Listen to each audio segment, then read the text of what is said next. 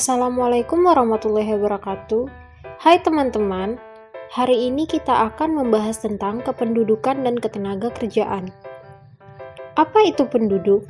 Penduduk adalah semua orang yang berdomisili di wilayah geografis Indonesia selama 6 bulan atau lebih dan mereka yang berdomisili bertujuan menetap. Pertumbuhan penduduk diakibatkan oleh 3 komponen, yaitu fertilitas, mortalitas, dan migrasi. Kependudukan di Indonesia secara keseluruhan, jumlah kependudukan Indonesia dari tahun ke tahun mengalami peningkatan. Pada tahun 1980, jumlah penduduk Indonesia adalah 147,49 juta jiwa, dan pada tahun 2000 menjadi 203,456 juta jiwa. Kualitas penduduk menurut PBB dapat dilihat dari 3 aspek, yaitu pendidikan, tingkat kesehatan, serta pendapatan. Faktor pendorong terjadinya kependudukan yaitu pertama, kemajuan iptek. Yang kedua, dorongan atau hasrat naluri manusia yang selalu ingin memperoleh kondisi yang lebih baik dalam kehidupannya, baik secara material maupun intelektual. Ketiga, keterbatasan kemampuan dukungan alam dan SDM, serta dukungan lainnya yang diperlukan.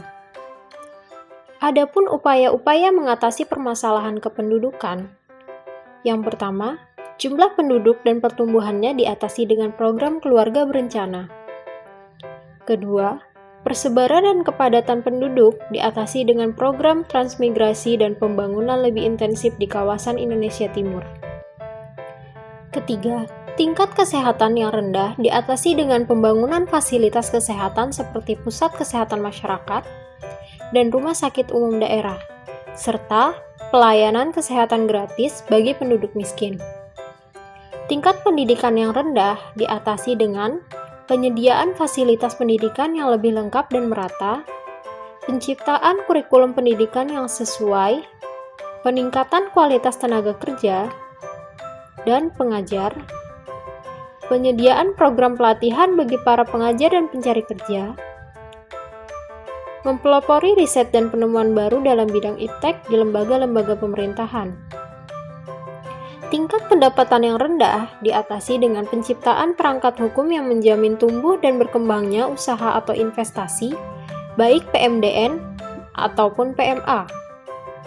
Optimalisasi peranan BUMN dalam kegiatan perekonomian sehingga dapat lebih banyak menyerap tenaga kerja. Penyederhanaan birokrasi dalam perizinan usaha.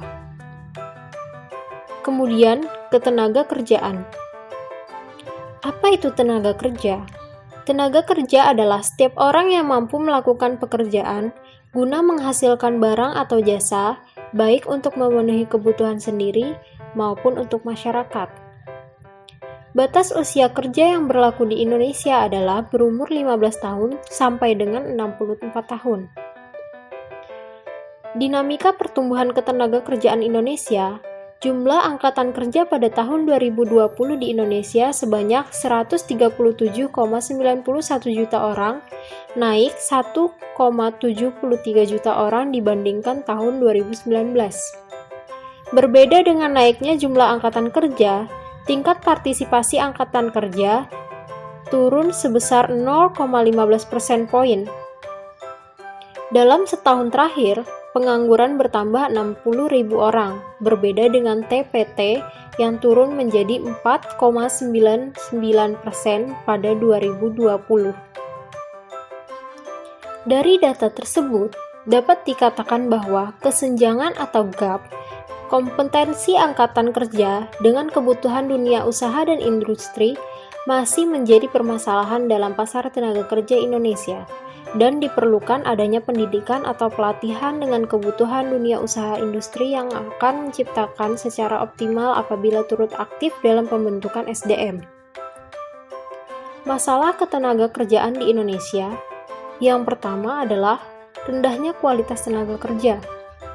Tingkat pendidikan yang tergolong rendah menyebabkan penguasaan ilmu pengetahuan dan teknologi menjadi rendah dan menyebabkan rendahnya produktivitas tenaga kerja. Hal ini akan berpengaruh terhadap rendahnya kualitas hasil produksi barang dan jasa.